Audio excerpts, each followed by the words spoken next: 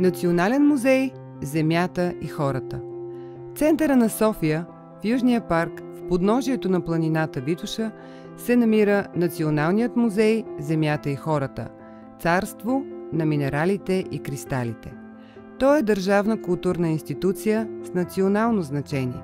Основан е на 1 януари 1986 г.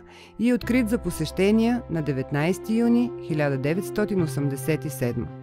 Инициатор за създаването на музея, автор на концепцията, дарител и първи директор е доцент доктор Михаил Малеев, известен учен, минералог и запален колекционер. На негово име е кръстен минералът малеевит, открит в ледника Дара и Пиос, Таджикистан. Музеят заема реставрирана сграда, паметник на културата, построена в началото на 20 век, като най-голямата постройка от тогавашния военен комплекс Софийски арсенал.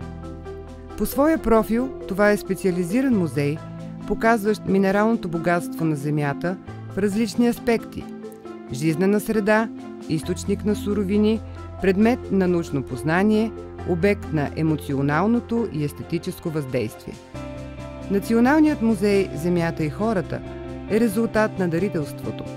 Средствата за създаването му и за придобиване на минералните образци са изцяло от дарения на частни лица, фирми и институции в Националния дарителски фонд 13 века България. Всяка година на 19 юни се празнува Деня на дарителя.